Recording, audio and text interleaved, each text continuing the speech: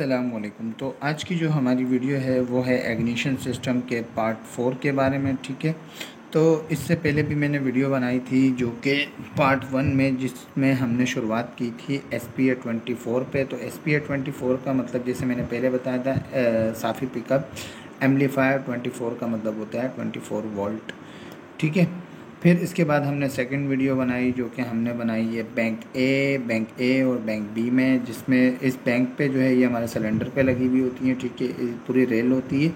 इस रेल पे जो है हमारी साफ़ी और इग्निशन कॉइलें भी होती हैं। ठीक है, तो इसके बारे में मैंने एक पार्ट 2 की वीडियो बनाई थी, और उसके बाद जो है पार्ट 3 की एक वीडियो बनाई थी जो हमने बनाई थी MPM पे। तो MPM का मतलब जो होता है मॉरिस पावर मॉड्यूल होता है। ठीक है,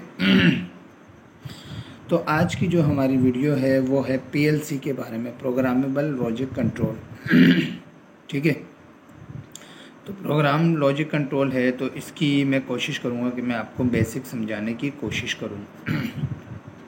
तो पहले तो मैं आपको इस सर्किट के बारे में समझाने की कोशिश करूँगा। वो ये है कि SP24 के इनपुट पे हमारे 3 सेंसर होते हैं, पिकअप सेंसर होते हैं, जिसमें से एक कैम होता है, एक रीसेट होता है और एक जो होता है वो ट्रिगर होता है। ठीक है, उन तीनों के सिग्नल जो होते हैं वो SP24 में आते हैं। फिर इसका जो आउटपुट निकलता है वो आउटपुट हमारा बैंक ए में और बैंक बी में जाता है। और अगर इसके आउटपुट आप चेक करें तो ये देखें, ये लिखा हुआ है TRG मतलब trigger, C for cam, R for reset. ठीक है, तो ये जो है ये हमारा दोनों में दोनों बैंकों में डिस्ट्रीब्यूट हो जाता है। एक यहाँ आया, ठीक है, एक यहाँ से ऐसे घूमा और एक यहाँ मॉरिस पावर बैंक ए में आया और दूसरा जो है बैंक बी में गया। अच्छा, तो उसके बाद क्या होगा कि जब यहाँ आ जाएंगे, या इसमें भी आ गया और इसमें भी आ गया। ठीक है, तो उसके बाद इस लाइन के बारे में मैंने आपको समझाया था कि ये जो है ये हमारी कम्युनिकेशन लाइन है। ठीक है, अब अगर इसके अंदर फीडबैक आ गया है, मतलब कि इसके अंदर जो है वो SP24 का सिग्नल आ गया है, तो यहाँ से कम्युनिकेट हो गए बी बैंक में जाएगा, जो कि ए के बारे में भी बताएगा, फिर बी के बारे में भी बताएगा कि भाई मेरे पास जो है इसका मतलब कि सिग्नल आ गए हैं। जब आएंगे तो यहाँ से जो है PLC को फीडबैक जाएगा कि भाई इसके पास सिग्नल आ गए हैं। अब जो है PLC जो है कमांड देगा, वो हमारे देगा MPM को। ठीक है, ये कमांड देगा MPM को। MPM क्या करेगा, ये असल में MPM जो है ये DC टू DC कन्वर्टर है। ये 24 वोल्ट लेता है और आउटपुट जो है 185 वोल्ट DC में कन्वर्ट कर देता है। ठीक है, अब इसकी भी लाइनें जो हैं दोनों बैंक में डिस्ट्रीब्यूट हो जाएंगी। जो इसका आउटपुट निकलेगा ये देखें, अगर आपको नज़र आ रहा है। ठीक है, अब इसके जो है आउटपुट में अगर लिखा हुआ देखें तो ये देखें 185 वोल्ट। ठीक है, इस पर DC नहीं लिखा हुआ है, लेकिन होता ये DC ही है। ठीक है, तो ये मैंने आपको पार्ट 1 में और 2 में और 3 में जो है इसके बारे में फुल डिटेल और प्लस लोकेशन के साथ मैंने आपको मतलब समझाने की कोशिश की थी। तो आज की जो वीडियो है वो हमारी PLC के बारे में है, और ये है हमारा वीडियो का चल रहा है पार्ट 4। और पार्ट 5 जो आएगा तो वो इंशाल्लाह एक ही डिवाइस रह जाएगी, वो है हमारे TechJet। ठीक है, अब ये जो मॉड्यूल्स जो लगे हुए हैं हमारे, ये हमें मिलेंगे इंजन के M पैनल पे। M पैनल मतलब ये लिखा हुआ है मॉड्यूल इंटरफेस कैबिनेट। ठीक है, तो ये हमें मिलेंगे वहाँ। तो चलते हैं मैं ज़रा आपको PLC की बेसिक समझाने की कोशिश करता हूँ, और फिर आगे नेक्स्ट वीडियो जो है वो TechJet पे आएगी। तो चलते हैं अपनी वीडियोस की तरफ।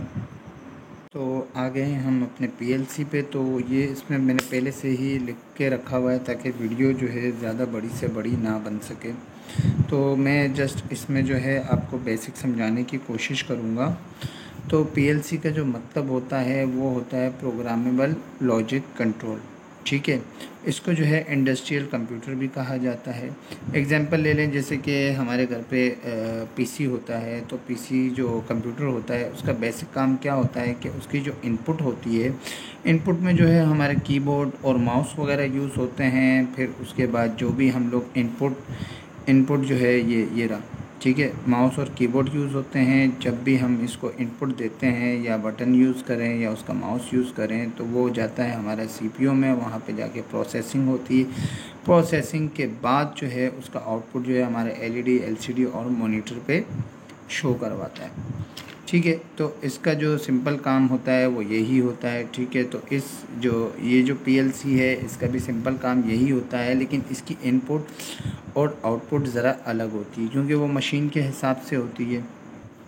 अच्छा, तो मशीन के हिसाब से होती है। उसके बाद अगर पीएलसी के इनपुट की बात की जाए, ठीक है, ये आ गई एग्जांपल टू पीएलसी, ठीक है। अब पीएलसी की इनपुट में क्या होता है कि हमारे मशीनों में बटन यूज़ होते हैं, ठीक है, जिसमें से पुश बटन भी आ जाते हैं, ठीक है। ये मैं शॉर्टकट भी लिख देता हूँ, ठीक है। पुश बटन आ जाते हैं, इमरजेंसी आ जाती है, ठीक है। इसके अलावा जो है हमारे पास लिमिट स्विच आ जाते हैं, ठीक है, लिमिट स्विच आ जाते हैं। इसके अलावा जो है हमारे अच्छा, इसके अलावा जो है हमारे सेलेक्टर स्विच आ जाते हैं, ठीक है, सेलेक्टर स्विच आ जाते हैं। और इसके अलावा जो है वो इनपुट में ज़ाहिर बात है सेंसर भी आ सकते हैं, ठीक है। तो उसके बारे में मैं आपको क्लियर करूँगा। तो ये इसकी इनपुट होती है, ठीक है। जैसे ही आप बटन दबाते हैं या कोई भी बटन वगैरह आप पुश करते हैं तो वो जाती है इसकी सीपीयू में। सीपीयू का मतलब होता है सेंट्रल प्रोसेसिंग यूनिट, ठीक है। तो ये इसको यहाँ पे प्रोसेस करता है। प्रोसेस करने के बाद जो है फिर ये जो भी हमने आउटपुट पे चाहे कॉन्टेक्टर, मोटर या कोई भी चीज़ यूज़ करना चाहें तो वो आउटपुट जो है वो हमें इसका फीडबैक देता है। अब बात करते हैं सीपीयू की। तो सीपीयू के अंदर क्या क्या होता है, ठीक है। सीपीयू के अंदर फ़र्स्ट ऑफ़ ऑल जो है वो हमारी मेमोरी होती है, ठीक है, मेमोरी होती है। मेमोरी के बाद जो है मेमोरी के बाद जो है वो पावर सप्लाई भी होती है, ठीक है, जिससे हम इसको ऑन करते हैं, ठीक है, ठीक है। उसके बाद जो है लास्ट में जो है उसकी प्रोसेसिंग होती है, ठीक है,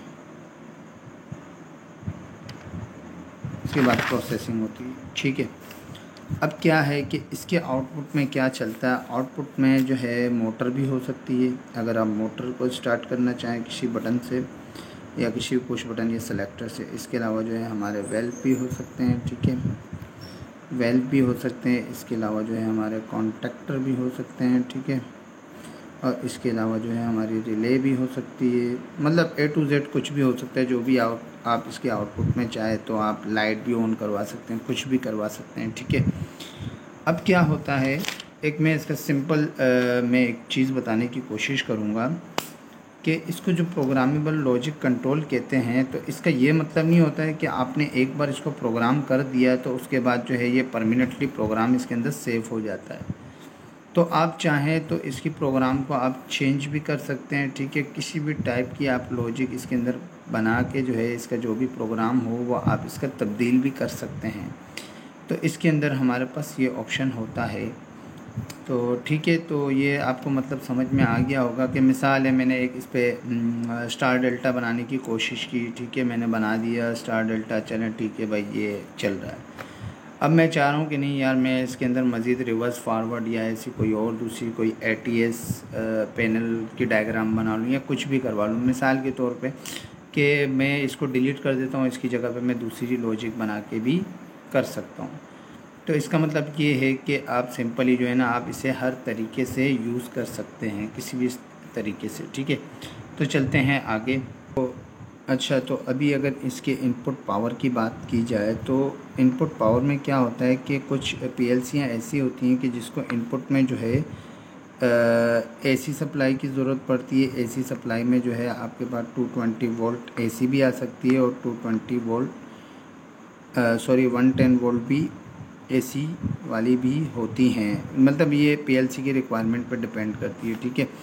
उसके बाद जो है अगर DC में आ जाएं तो ये हमारा AC है, ठीक है, ये है हमारा DC, ठीक है। तो DC में अगर ज़्यादातर देखा जाए तो वो 24 वोल्ट DC में आती हैं, ठीक है।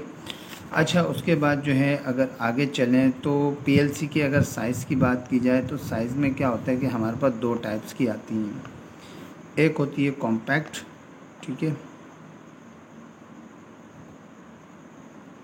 एक होती कॉम्पैक्ट होती है और दूसरी होती है हमारे पास मॉड्यूलर, ठीक है,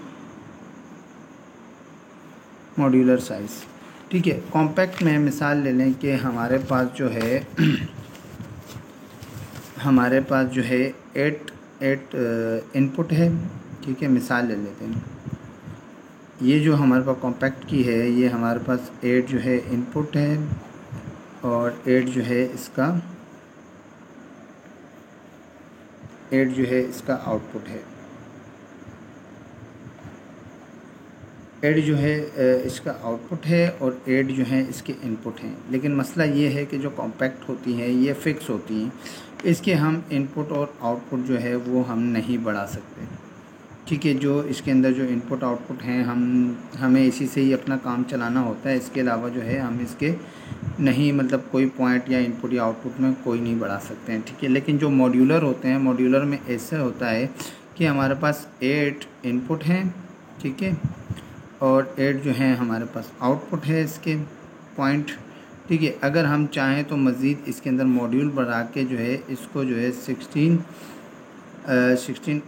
इनपुट भी कर सकते हैं। ठीक है, और 16 इसके आउटपुट भी हम इसके बढ़ा सकते हैं। ठीक है, तो मॉड्यूलर में जो है हमें ये फ़ायदा होता है। ठीक है, अब चलते हैं आगे, तो आगे मैं मज़ीद और बताने की कोशिश करूँगा। अब इसकी जो है हम बात करते हैं आउटपुट की, आउटपुट टाइप्स। ठीक है,